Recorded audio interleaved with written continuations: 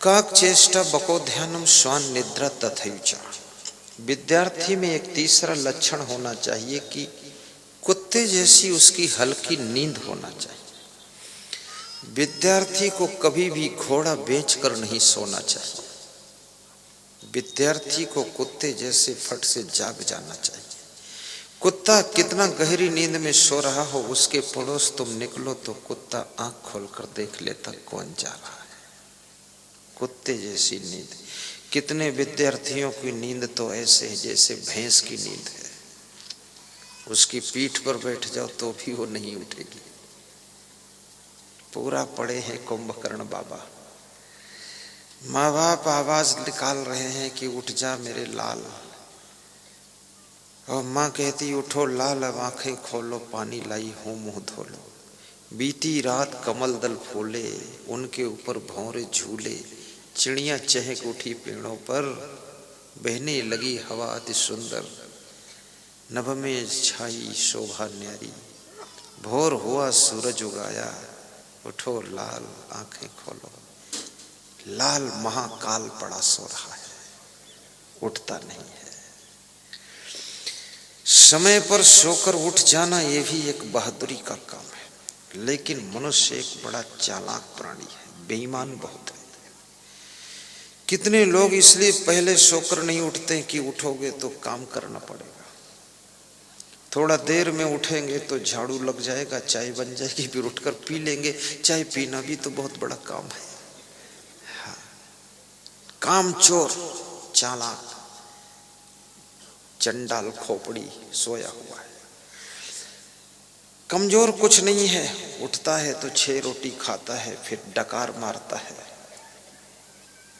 लेकिन और याद रखना, इससे हमारा ग्राफ गिरता है। जो समय पर सोकर उठ जाते हैं, जो बहुएं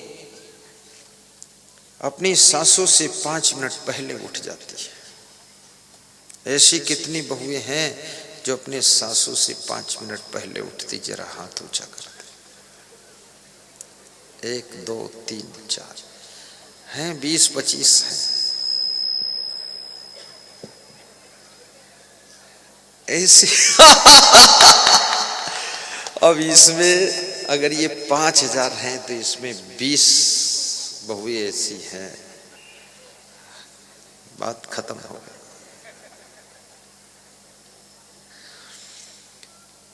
ऐसी कितनी सासुएं हैं जो अपने बहू से बाद को सोकर उठती। हाथ ऊंचा कर।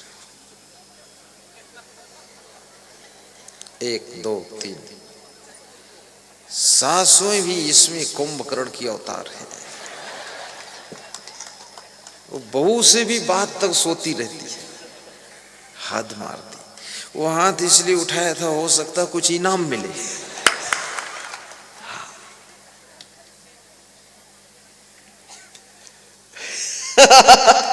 सासू बहू का ये कोई कंपटीशन नहीं है।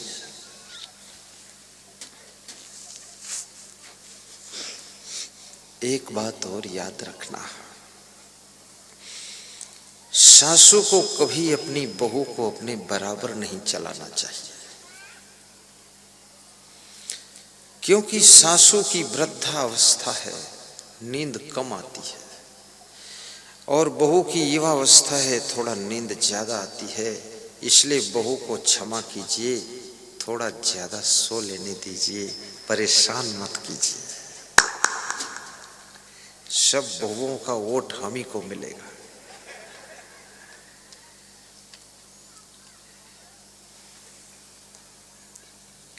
सारी जिंदगी आदतों में बंधी हुई है, हैबिचुअल लाइफ।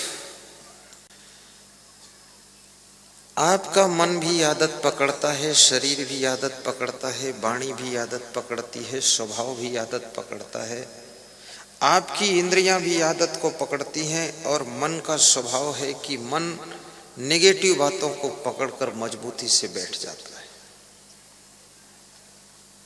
यदि आपकी बहू ने, आपके बेटे ने आपके साथ में सैकड़ों बार अच्छा व्यवहार किया है, उस बात को मन भूल जाएगा। लेकिन एक बार उनसे अगर चूक हो गई है, गलती हो गई है, भूल हो गई है, तो उस बात को ये मन पकड़ करके बैठ जाएगा और जिंदगी में 1000 बार दोहराता रहेगा, सब जगह वही राम कहानी सुनाता रहेगा। ये मन की आदत है कि नेगेटिव पॉइंटों को पकड़ कर बैठ जाता है। और 24 घंटे में कितनी बार नेगेटिव घटनाएं घटती रहती हैं, नेगेटिव पॉइंट सामने आते रहते हैं। नेगेटिव पॉइंटों की गठरी बांध बांध करके मन अपने पास में रखता रहता है। तो ये मन इसलिए ज्यादा दुखी रहता, ज्यादा व्यथित रहता, ज्यादा परेशान रहता, क्योंकि नेगेटिव स्टॉक इसके पास बहुत ज्यादा है। थोड़ा पॉजिटिव बातों को भी इकट्ठा करना सीखो। बड़ी मजे की बात है, पुराना वर्ष चला गया है और नया वर्ष आ गया है। और बहुत से लोगों ने अपने साथियों को, मित्रों को, रिश्तेदारों को, प्रेमियों को नए वर्ष की शुभकामनाएं दिया है, पुराने वर्ष को अलविदा कहा। लेकिन मैं आपसे निवेदन करना चाहूँगा कि पुराना वर्ष तो अलविदा हो गया, लेकिन पुराने वर्ष में घटी हुई घटनाएं, दुखद घटनाएं, व्यथित घटनाएं और पुराने वर्ष की जो भी आपके जीवन में माइनस घटनाएं हुई हैं, उनको तुम आज तक विदा नहीं कर पाए हो। कम से कम वो भी मन की गठान को खोल कर विदा कर दो और नए वर्ष के साथ में नई जिंदगी, नई तरंग, नई उमंग और नए विचार और नए कर्मों के साथ में जिंदगी जीना शुरू कर दो और पुराना कचड़ा सब जला कर राख कर दो। ये नए वर्ष के उपलक्ष्य में आपको प्रवचन दिलाया है सुखदेव सिंह सूर्यवंशी ने। इस प्रवचन को सुन करके पुराने वर्ष के सारे कचड़े को जला डालो।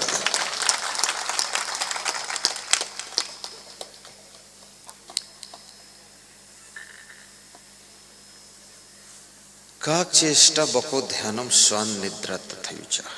विद्यार्थी की नींद कुत्ते जैसी नींद होनी चाहिए। अंधाधुंध मत सोना।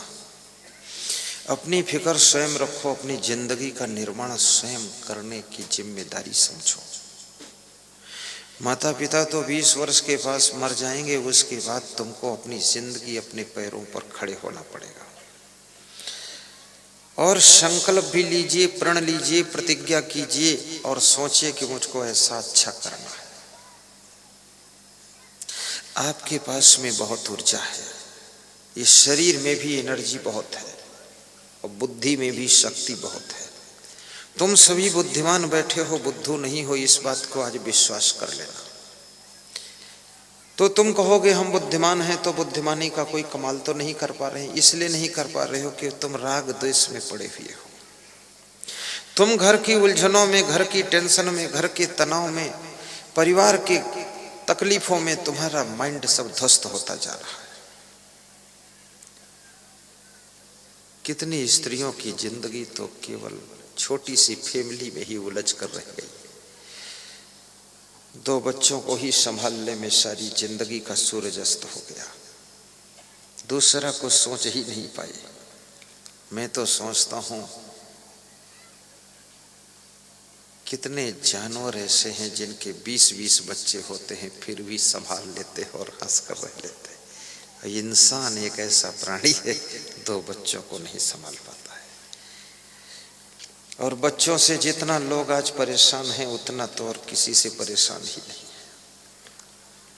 लोग कहते हैं कि बच्चे हमको मानते नहीं हैं, कोई कहता बच्चे मेरी सुनते नहीं हैं, कोई कहता बच्चे मेरे पास बैठते नहीं हैं, कोई कहता बच्चे मेरा ध्यान नहीं देते हैं। आप मरते दम तक स्ट्रांग रहिए, इतना बुद्धूनाथ क्यों बनते हो? ये 60 साल की उम्र में ही बेटे बहू के कंधों पर क्यों लद रहे हो? बूढ़े बाबा, तुम अपने को बूढ़े क्यों समझते हो? जब 80-80 वर्ष की उम्र में हमारे नेता लोग मुख्यमंत्री, प्रधानमंत्री बनने के लिए ताल ठोक देते हैं, तो तुम कम से कम अपने घर के तो मुख्यमंत्री बने रहो बाबा।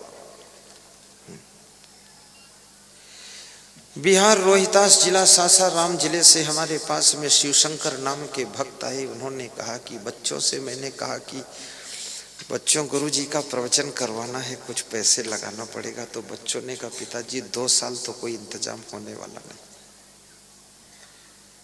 तो उन्होंने कहा मैंने सोचा कि मैं इतना कूचड़ कायर क्यों हो गया, तो मैंने खुद बिजनेस शुरू किया और 4 महीने में 4 लाख प्रॉफिट कमाया हूँ। साल भर में 20 लाख कमा लूँगा, प्रवचन करा दूँगा। बच्चों से मांगना नहीं है, 1 लाख और दे दूँगा उनको। हम दम रखते हैं। उसने फिर से चालू कर दिया। और ये भी आपने सुना होगा, चलती का नाम गाड़ी होता है और खड़ी का नाम खटारा होता है। नई गाड़ी अगर 2 साल खड़ी कर दोगे खटारा हो जाएगी, और 20 साल पुरानी गाड़ी भी चलाते रहोगे तो वो गाड़ी कही जाएगी, गाड़ी कही जाएगी। इसलिए अपने शरीर से भी काम लेते हो, ज्यादा पराधीन मत होइए। और अपनी जवानी में इतनी व्यवस्था कर लीजिए, इतना सिस्टम स्ट्रांग कर दीजिए, अपने बुढ़ापे में कमजोरी अवस्था में फ्रेश होने के लिए यूरोपियन बाथरूम का प्रबंध कर दीजिए, बड़े कमरे का प्रबंध कर दीजिए, अपनी कमाई से ही सारा सिस्टम खड़ा कर दीजिए। बेटे बहू जितना आपका ध्यान देंगे ठीक है, कम देंगे कोई बात नहीं। और जो बेटे बहू अपने घर के सास ससुर का, माता पिता का, बड़े बुजुर्गों का ध्यान नहीं देते हैं, वे अपने लिए फ्यूचर में खतरे की घंटी बजा रहे हैं। माँ बाप की सेवा तुम किसी कर्मचारी से भी करा सकते हो, लेकिन याद रखना माँ बाप की इच्छा होती है कि अपने बेटे बहू के पास में बैठ करके थोड़ा मीठी मीठी बातें भी सुनो। कितने वृद्धाश्रम खुलते चले जा रहे हैं, कोई माँ बाप को रखना नहीं चाहता है, हद हो गई।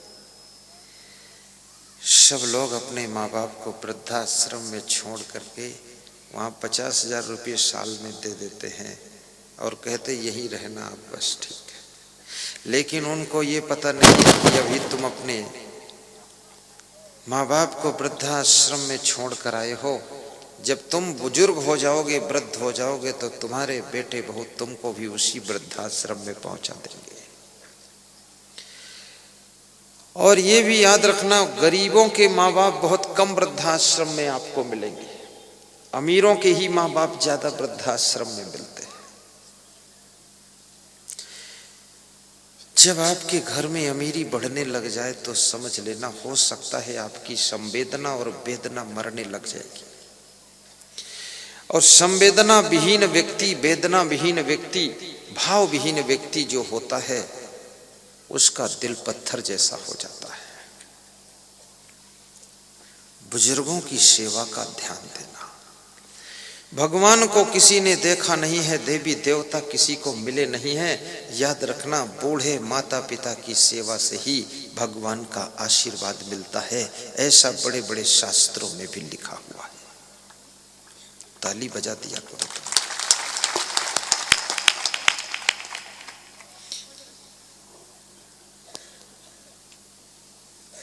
वह बहू बहू नहीं है, देवी का स्वरूप है, जो अपने बूढ़े सास ससुर को निभा लेती है। और कबीर साहब ने एक बहुत बड़ी बात कही है। कबीर साहब ने कहा है, घर ही में तीरथ बनैबे, मंदिर हम काहे को जेबे।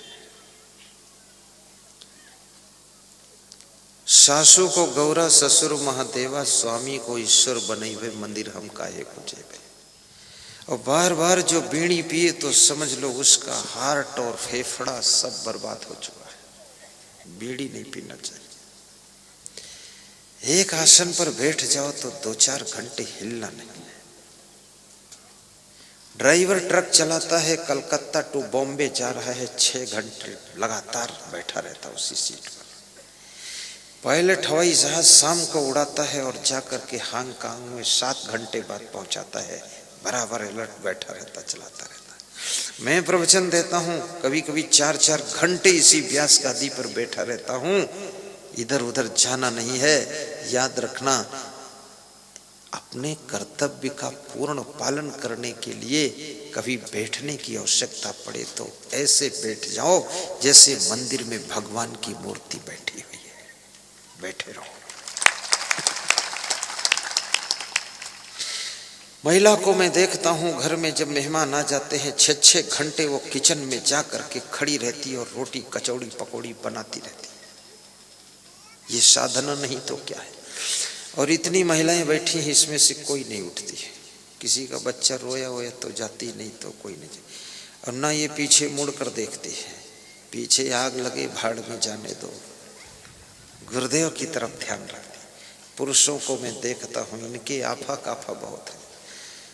2 घंटे के प्रवचन में 20 बार तो पीछे मुड़कर देखेंगे कोई साइकिल तो नहीं ले गया, फिर साइड में मुड़ेंगे कि चप्पल है कि नहीं है,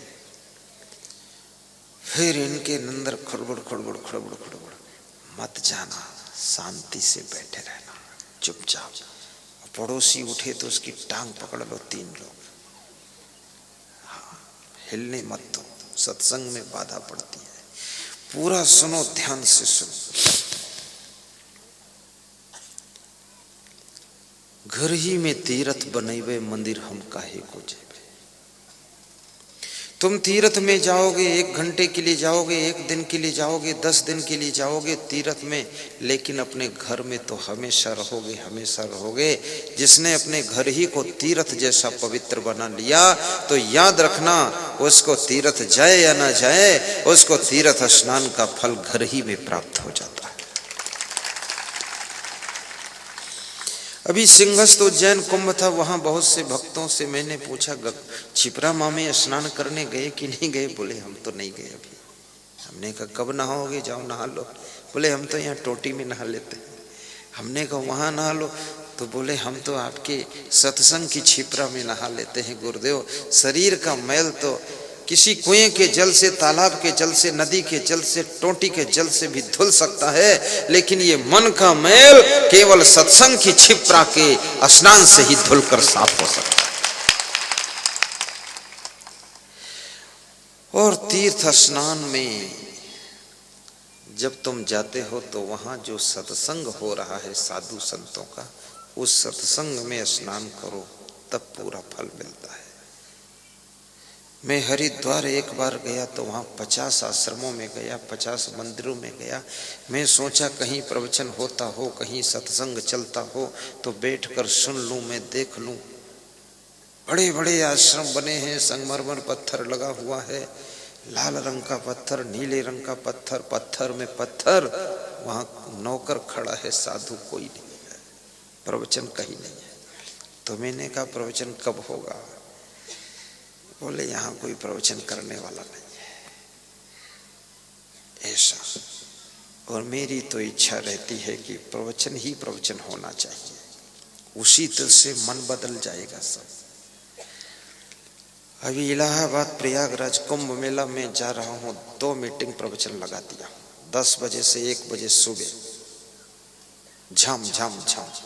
और शाम को फिर 3 बजे से 6 बजे लगातार।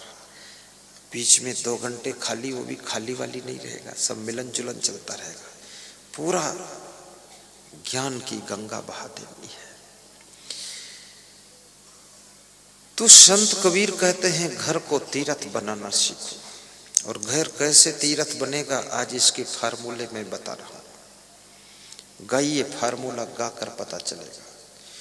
घर ही में तीर्थ बनैबै मंदिर हम काहे को जैबै। घर ही में तीर्थ बनैबै मंदिर हम काहे को जैबै। काहे को जैबै, काहे को जैबै, काहे को जैबै, काहे को जैबै। घर ही में तीर्थ बनैबै मंदिर हम काहे को जैबै। घर ही में तीर्थ बनैबै मंदिर हम काहे को जैबै। सासु को गौरा ससुर महादेवा, सासु को गौरा ससुर महादेवा। स्वामी को ईश्वर बनैबै मंदिर हम काहे को जैबै। स्वामी को ईश्वर बनैबै मंदिर हम काहे को जैबै। सासू को गौरा, मेरी जो सासू है, बहू कह रही है, वो गौरा के समान उसका दर्शन करूंगा। और जो सासू गौरा जैसी बनना चाहती है, उसको अपने घर के गौरव को ऊंचा उठाना चाहिए। जो अपने घर के गौरव को ऊंचा उठाती है, वही सासू गौरा है। जो सासू अपने घर को गौर पूर्वक डील करती है, सेटिंग करती है, जो अपने बहुओं को गौर पूर्वक संभालती है, वही सासू गौरा बन जाती है। सासू को गौरा, ससुर महादेव, और अपने ससुर को महादेव मानोगी। शंकर भगवान, शंकर भगवान कौन है? महादेव, रामदेव, पतिदेव, बहुत देव है यहां पर। तो कैसे बनोगे महादेव? जब समुद्र मंथन हुआ था तो जिन्होंने अमृत पिया था वो सब देव बने थे, और जिन्होंने जहर पिया था वो सब दैत्य बने थे। नहीं, जिन्होंने जहर पी लिया वो महादेव बने थे। तो घर के सुख के अमृत को तो सभी पीते हैं, लेकिन घर का जो दुख का जहर है, उस जहर के घड़ा को जो पी करके हजम कर ले, वही ससुर महादेव कहलाता है। महादेव कहलाता है। मैं मध्य प्रदेश में राजगढ़ जिले में खिलचीपुर गांव में गया। खिलचीपुर एक कस्बा है। तो वहाँ एक ऐसे परिवार में गया जिसमें करीब करीब 50 मेंबर की फैमिली थी, ज्वाइंट। तो मैंने कहा कि इसका मालिक कौन है, उसको बुलाओ, क्योंकि बड़ा खिलाड़ी है। 50 साधु को ज्वाइंट करके रखने में हमको भी बहुत मेहनत लगती है, कितने को संभालना। खैर साधु तो अपने आप संभल जाता है, लेकिन गृहस्थ को संभालना बहुत। तो मालिक आया तो मैंने उससे पूछा कैसे चलाते हो इस घर को? बोले जहर के घूंट पीकर चलाता हूँ। तो हमने कहा जहर के घूंट? तो अभी तक मरे नहीं, कम पीते हो क्या? तो बोला पीने की आदत बन गई, अब मरूंगा नहीं, अजर अमर अविनाशी हो गया।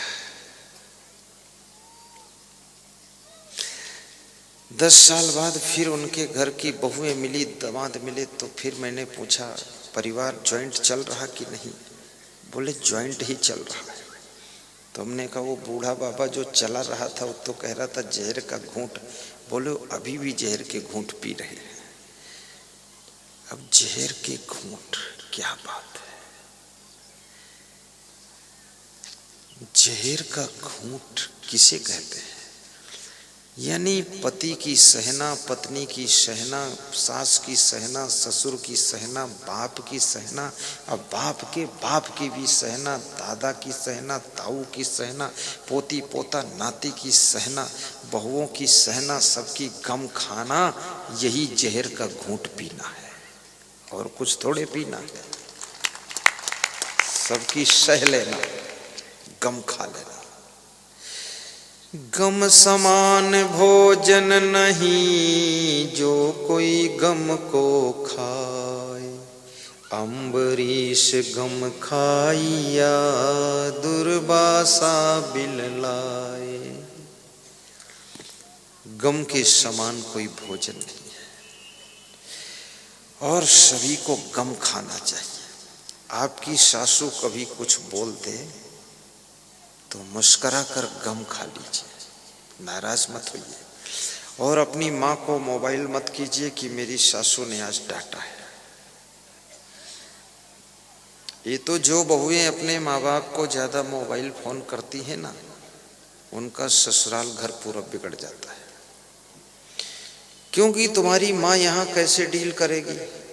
तुम्हारी माँ तो तुम्हारे बाप को तंग किए है उस घर में, और उससे तुम यहाँ इंजेक्शन लगवाना चाहते हो, ये भी घर बेहोश हो जाएगा पूरा।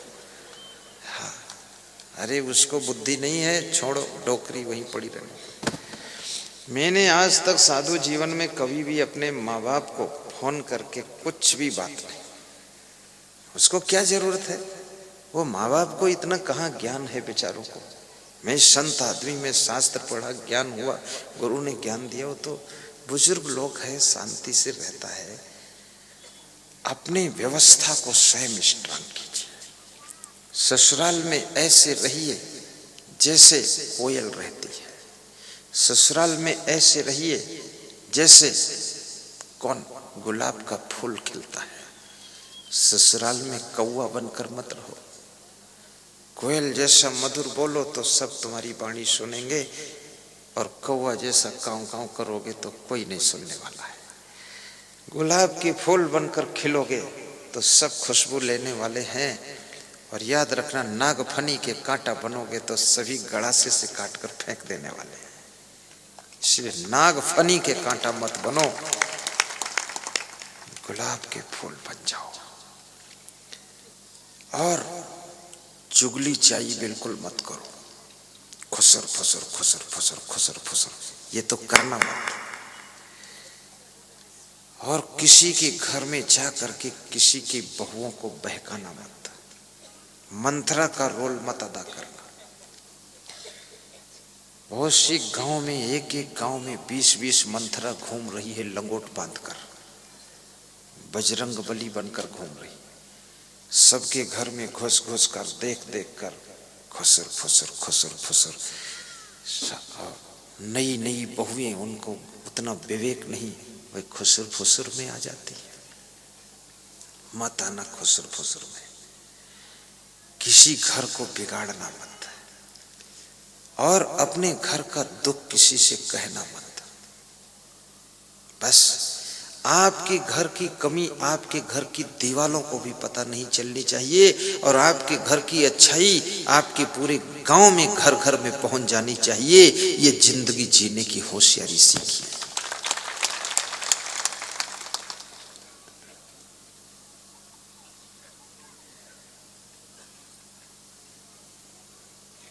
ससुर महादेवा, तो ससुर को महादेव बनना चाहिए।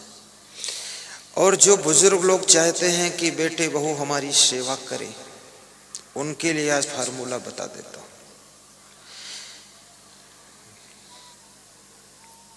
आपकी बहू जो भी भोजन बनाए, थोड़ा उस भोजन की प्रशंसा कर देना। खाना और कहना भोजन बहुत अच्छा बना था। नंबर 2,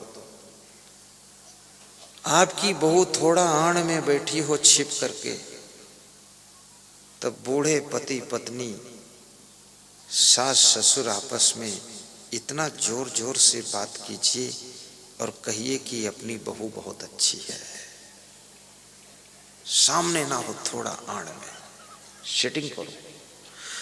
और ये भी कहिए कि बेटा भी ठीक है अपना, आज की दुनिया को देखते हुए तो ठीक ही है। इस बात को सुन करके उनके मन में तुम्हारे प्रति प्रेम बढ़ जाएगा। और साथ साथ में अपनी बहू के माता पिता की भी प्रशंसा थोड़ा कीजिए। और ये भी याद रखिए कि अपनी बहू को कभी गाली मत दीजिए। गाली देने से बहुओं का दिल घायल हो जाता है, गाली मत देना।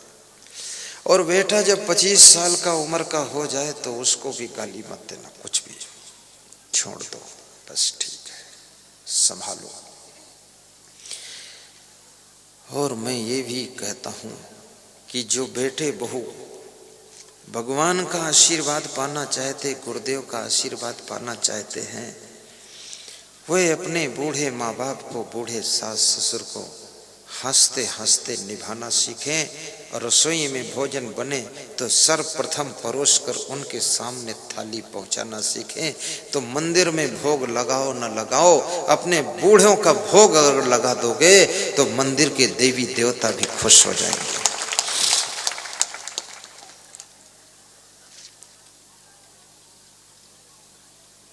और बेटों से मैं कहूंगा शराब मत पीना, क्योंकि तुम्हारी सेवाओं से ही माता पिता खुश नहीं रहेंगे। कम से कम तुम्हारे आचरण भी तो ठीक होना चाहिए।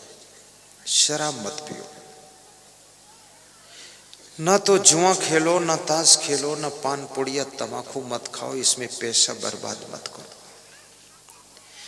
धन कमाना एक कला है, लेकिन धन बचाना दूसरी कला है। और धन को सही जगह खर्च करना तीसरी कला है।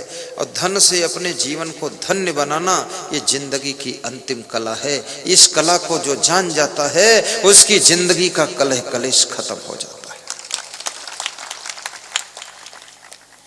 धनवान भी बनो, इधर उधर घूमते मत रहो। और कभी कभी पाजामा कुर्ता भी पहन लिया करो। हिंदुस्तान की पोशाक पाजामा कुर्ता। आज हमारे साथ का एक छोटा जिज्ञासु साधक पाजामा कुर्ता पहना है। सुखदेव जी ने कल दो छोटे छोटे साधक थे पेंट में, उनका सफेद कर दिया सब पूरा। वो बड़े खुश हैं। आज थोड़ा ऐंठ के चल रहे थे तो कि कुछ हूं मैं भी। तो मैंने कहा तू बहुत कुछ है, ऐंठ मत, ठीक चल। बोला पहली बार ऐसा दिख रहा हूं, अच्छा अच्छा। खुश हो गए बच्चे। कपड़ों से भी थोड़ा ऐंठ आ सकती है। अपने माँ बाप को भी साफ सुथरे कपड़े पहनाना, ऐसा वैसा खान पान बंद कर देना। अंडा बिल्कुल मत खाना। अंडे से सैकड़ों गुना ज्यादा ताकत, एनर्जी घी में होती है। और इतनी ताकत एनर्जी की आपको आवश्यकता भी नहीं है। मैं सबसे बलवान बनना चाहते तो अपने पेट का डाइजेशन सही रखो, फिर रूखा सूखा खाओगे तो भी तुम शक्तिवान बन जाओगे। डाइजेशन सही होना चाहिए। तुम तो दाल चावल सब्जी रोटी खाते हो, उसकी एनर्जी से शरीर ये जीवित रहता, ताकत बनती है। और जो तुम पाखाना करते हो उसको सुअर खाता है, सुअर। वो सुअर देखो कितना तंदुरुस्त रहता है, उस पाखाना में भी एनर्जी है। इसका मतलब ये नहीं पाखाना नहीं खाना है आप, लेकिन मैं ये कहना चाहता हूं अगर तुम ठीक से पचा सको तो दाल चावल में भी एनर्जी कम नहीं। और मुर्गा अंडा खाने वाले लोग अगर सोचते हैं कि इसमें बहुत बड़ी ताकत होती है, तो कितना ही अंडा खाने वाला हो व्यक्ति, घास भूसा खाने वाले हाथी से उसकी कुश्ती करा दी जाए, सूंड में लपेट कर फेंकेगा, 100 फीट दूर गिरोगे, सारे अंडे लुढ़क कर बाहर आ जाएंगे। उसमें कहाँ ताकत है? ये राक्षसी आहार है, ये भोजन आपको नहीं करना चाहिए। जिसके लिए कृष्ण भगवान ने मना किया, युक्ताहार विहारस्य, जिसका आहार विहार यथा योग्य है, ऐसा वैसा खान पान मत करो। और बेटे बहुओं को चरित्रवान भी होना चाहिए। आपके बूढ़े सास ससुर को दुख इस बात का बहुत ज्यादा होता है जब बेटे बहुओं का चरित्र ठीक नहीं होता है। चरित्र को भी संभालिए। और जिसका चरित्र उत्तम होता है उसके चित्र का भी सम्मान शुरू हो जाता है, और जिसका चरित्र उत्तम नहीं है उसके चित्र को कोई देखना नहीं चाहता है। इसलिए निवेदन है कि आप बड़ी बड़ी जिम्मेदारियों को लीजिए। आपके पास में बुद्धि का खजाना है, आपके पास में बुद्धि का भंडार है। आप अपने को कमजोर मत समझिए। आप तो बहुत बड़ी। एक वह लोग हैं जो, अभी मैं दिल्ली गया था, दिल्ली से 1 जनवरी को फोन आया डॉक्टर भगत राम का। तो उन्होंने कहा कम से कम गुरुदेव 400 बुजुर्गों की सेवा कर रहा हूं, और पूरे वर्ल्ड लेवल का पुरस्कार मिला है, वर्ल्ड लेवल का। और जिसको कोई यहाँ पर सेवा करने वाला नहीं है, बिल्कुल धक्का मार दिया है सभी लोगों ने।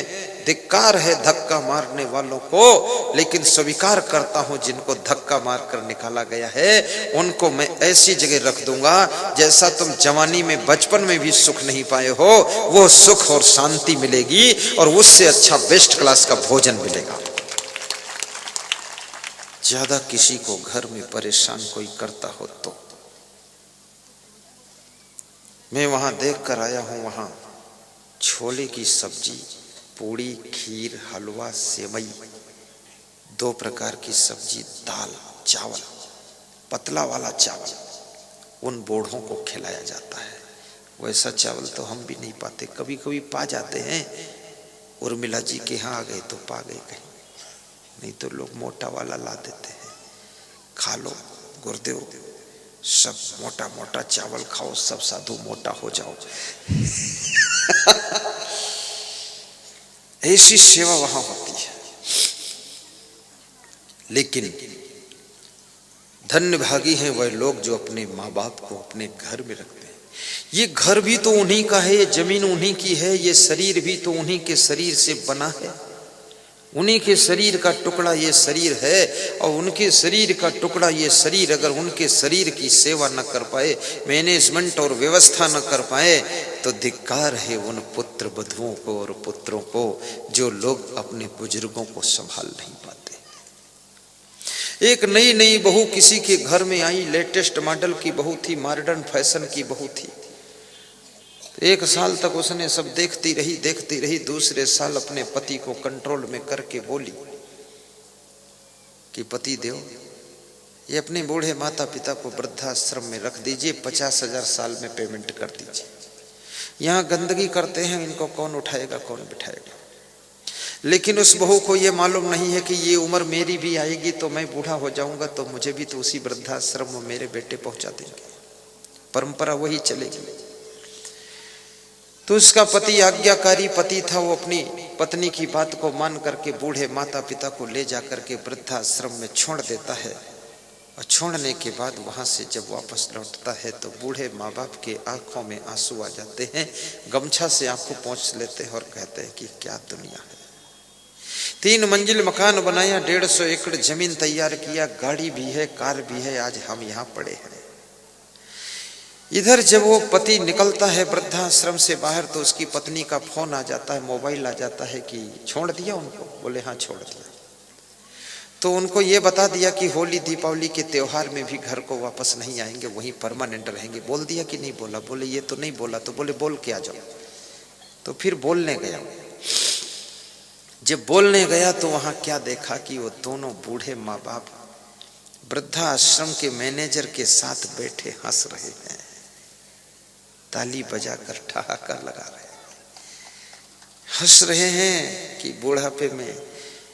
तो उस लड़के को आश्चर्य हुआ कि ये मेरे माँ बाप, इनको मैं छोड़ दिया वृद्धाश्रम में, ये हंसते क्यों है? तुम बुढ़ापे में हंसो तो लोगों को आश्चर्य हो जाता है, लोग पूछने लग जाते बात क्या है, हंसते क्यों?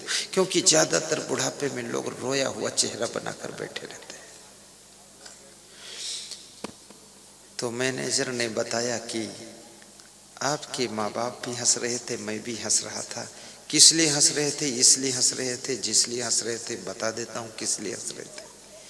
बोले बताओ ना क्यों हंस रहे थे? बोले यूं हंस रहे थे कि जब तू 3 साल का था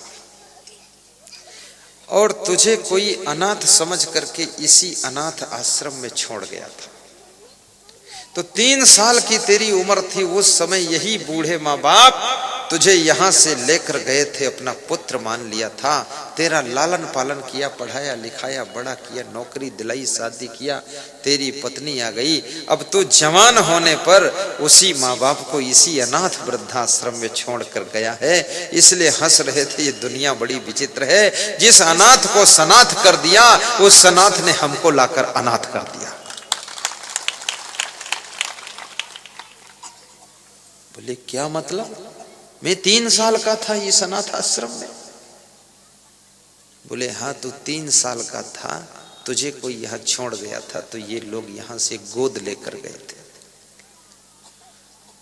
तो वो नौजवान जो बेटा था वो रोने लगा, बोला पिताजी कुछ भी हो जाए अब तुम घर वापस चलो, मुझे नहीं पता था मेरे लिए तुमने क्या क्या किया है। तो उस बूढ़े माँ बाप ने कहा कि बेटा हम वापस अब नहीं जा सकते। क्यों? क्योंकि तू मुझे एडजस्ट कर लेगा लेकिन तेरी पत्नी मुझे एडजस्ट नहीं करेगी। तो रोज रोज की झिका झोरी से बेहतर है कि अब हम यहीं गुजर कर लेंगे। फिर वे वापस नहीं लौट कर गए।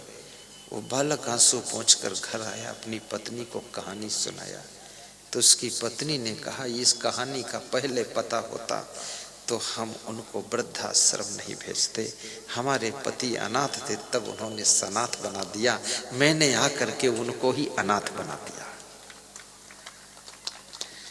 किसी के साथ में ऐसा गलत व्यवहार कभी मत करना। ये जितने भी रिश्ते जुड़े हुए हैं, इन रिश्तों के पीछे भी बहुत बड़ा प्रारब्ध और पुरुषार्थ का हाथ है।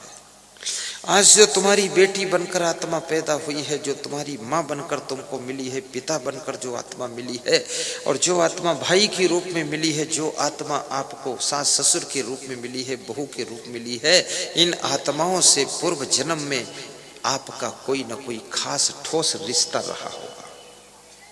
इसलिए द्वार पर बैठे हुए कुत्ते को भी डंडों से पीटकर मत भगाना, द्वार पर बंधे हुए गाय भैंस को भी जल पिलाना प्यास लगने पर। वो कोई और नहीं है, वह तुम्हारे ताऊ जी की आत्माएं, तुम्हारे दादा दादी की आत्माएं। उस घर से मोह नहीं छूटा है और उनके कर्म इतने अच्छे नहीं थे कि मनुष्य का जन्म मिले, तो वह पशु पक्षी बन करके तुम्हारे द्वार पर आते हैं। जरा उनका ख्याल रखना, वह तुम्हारे ताऊ जी हो सकते हैं।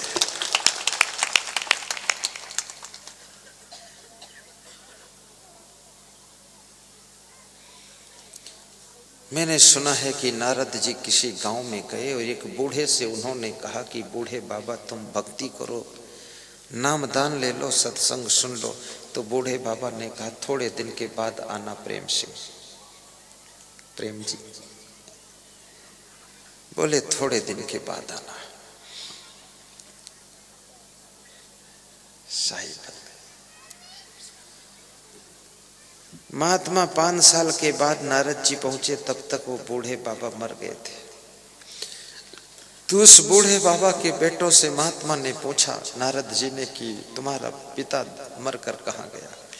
बोले मुझे नहीं पता कहाँ गया, आप संत हो, अंतर्यामी हो, ध्यान लगाओ, देखो, पता लगाओ कहाँ गया।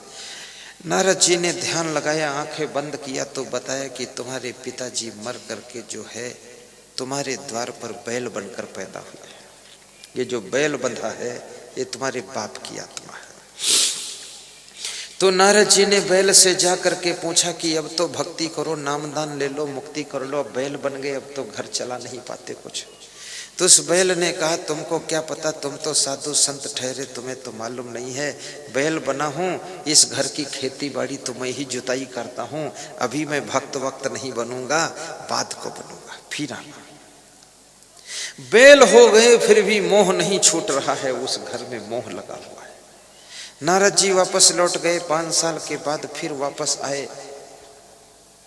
बेटों से पूछा वो बैल कहाँ है? बेटों ने कहा बैल तो मर गया महाराज जी, 5 साल बाद आप आ रहे, इतना दिन कहाँ रहेगा? बैल मरकर कहाँ पैदा हुआ? तो बेटों ने कहा मुझे नहीं पता, आप मालूम करो। ध्यान लगाया नारद जी ने तो ध्यान में आया कि बैल मर करके कुत्ता बन करके बैठा है, द्वार पर पूंछ हिला रहा है। नारद जी ने कहा ये बैल मर करके कुत्ता बन गया है, अब इस कुत्ते की तुम सेवा करो, ये तुम्हारे बाप की आत्मा है। बेटे को बड़ा दुख हुआ, उसने कहा मैं तो इस कुत्ते को बहुत पीटा हूं, लात भी मारा हूं, इसका अपमान भी किया हूं, मैं तो बहुत व्यथित हो गया, मेरा बाप कुत्ता कैसे बन गया। ज्यादातर लोगों के बाप कुत्ता बन जाते। मोह नहीं छोड़ोगे, कुत्ता भी बन जाओगे, बिल्ली बन जाओगे, चिड़िया बन जाओगे, सांप बन जाओगे, बैल बन जाओगे। इसलिए कृपया मोह को कम कीजिए। ये मोह की डोरी खींचकर लाकर उसी घर में मोह को छोड़िए और कर्म को सुधारिए, अन्यथा मनुष्य जीवन पुनः मिलने वाला नहीं है। फिर पशु पक्षी क्रमकीट की योनियों में इस आत्मा को भटकना पड़ेगा। बहुत बड़ी बात होगी, ध्यान देना, गौर करना। महात्मा ने नारद ने जाकर के कुत्ते से पूछा कि कुत्ते अब तू तो कुछ कर भी नहीं पाता, न खेत की जुताई पर करता, अब तो चल मेरे साथ भक्त हो जा, शांति से साधना कर। कुत्ते ने कहा कि नारद जी तुम मेरे पीछे क्यों पड़े हुए हो, अभी मैं कुत्ता बना हूं तो इस मोहल्ले के कुत्तों को यहाँ आने नहीं देता हूं, द्वारपाल की सेवा तो मैं ही कर रहा हूं, अभी मैं नहीं जाऊंगा। नारद जी लौट गए, 5 साल बाद फिर आए, पूछे वो कुत्ता कहाँ है? बेटों ने कहा कुत्ता मर गया। नारद ने ध्यान लगाया, कहा कुत्ता मरकर सांप हुआ है, आपके घर के कमरे में जलेबी नुमा बैठा हुआ है। अंदर कमरे में देखा जाकर तो सांप वास्तव में बैठा था, काला सांप। नारद जी ने कहा इस कोने में थोड़ा धन गड़ा हुआ है, ये तेरे बाप की आत्मा उसी धन के ऊपर सांप बनकर बैठी हुई है। तो नारद जी ने उस सांप से कहा कि अब तो भक्ति कर लो, कुछ साधना कर लो, अब सांप हो गए, अब कुछ कर भी तो नहीं पाते। तो सांप ने कहा तुमको क्या पता, इस घर के चूहों का सफाया तो मैं ही करता हूं, ये कोई कम सेवा कर रहा हूं, अभी नहीं जाऊंगा महाराज। सांप रेंग करके जब बाहर आया तो पोता पोती ने मिल करके सांप के डंडा मारा, सांप का शरीर कुचल गया, तड़फ रहा था सांप द्वार पर पड़ा हुआ। तो नारद जी उसके पास गए, बोले अब तो तुमको मारा भी गया है, यहाँ अब क्या इरादा है? बोले अब महाराज इस घर में जन्म नहीं लूंगा, क्योंकि अब मोह पूरा टूट गया, क्योंकि जिनसे मोह था उन पोता पोती ने मुझको कुचल डाला, अब मैं बस छुटकारा है, अब पुनः मनुष्य जीवन मिले और आप जैसे संत का प्रवचन सुनूं और भक्ति करूं और आचरण को सुधारूं और मोक्ष को प्राप्त करूं।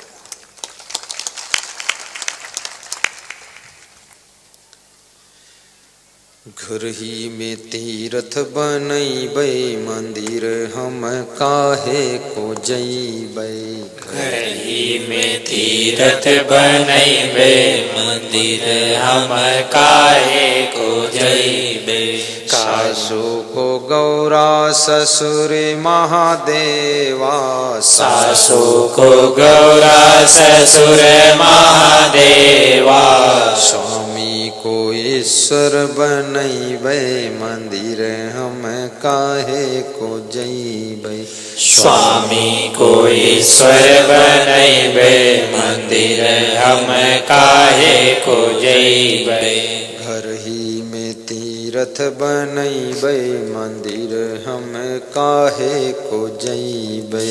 घर ही में तीर्थ बनैबै, मंदिर हम काहे को जैबै। माते पिता की सेवा करी कै, मात पिता की सेवा करी कै। कोटिन तीर्थ फल पैबै, मंदिर हम काहे को जैबै। कोटिन तीर्थ फल पैबै, मंदिर हम काहे को जैबै। घर ही में तीर्थ बनैबै, मंदिर हम काहे को जैबै। घर ही में तीर्थ बनैबै, मंदिर हम काहे को जैबै। संतन के सतसंग तीर्थ में, संतन के सतसंग तीर्थ में। मली मली दाग छोड़ैबै, मंदिर हम काहे को जैबै। मली मली दाग छोड़ैबै, मंदिर हम काहे को जैबै। घर ही में तीर्थ बनैबै, मंदिर हम काहे को जैबै। घर ही में तीर्थ बनैबै, मंदिर हम काहे को जैबै। कहाई कबीर सब अवगुण तजी कै, कहाई कबीर सब अवगुण तजी कै। जीवन सफल बनैबै, मंदिर हम काहे को जैबै। जीवन सफल बनैबै, मंदिर हम काहे को जैबै। घर ही में तीर्थ बनैबै, मंदिर हम काहे को जैबै। घर ही में तीर्थ बनैबै, मंदिर हम काहे को जैबै। कहाई कबीर सब अवगुण तजी कै, कहाई कबीर सब अवगुण तजी कै। जीवन सफल बनैबै, मंदिर हम काहे को जैबै। जीवन सफल बनैबै, मंदिर हम काहे को जैबै। घर ही में तीर्थ बनैबै, मंदिर हम काहे को जइबै। घर ही में तीरथ बनैबै मंदिर हम काहे को जइबै। सासू को गौरा ससुर महादेवा, सासू को गौरा ससुर महादेवा। स्वामी को ईश्वर बनैबै मंदिर हम काहे को जइबै। स्वामी को ईश्वर बनैबै मंदिर हम काहे को जइबै। घर ही में तीरथ बनैबै मंदिर हम काहे को जइबै। घर ही में तीरथ बनैबै मंदिर हम काहे को जइबै।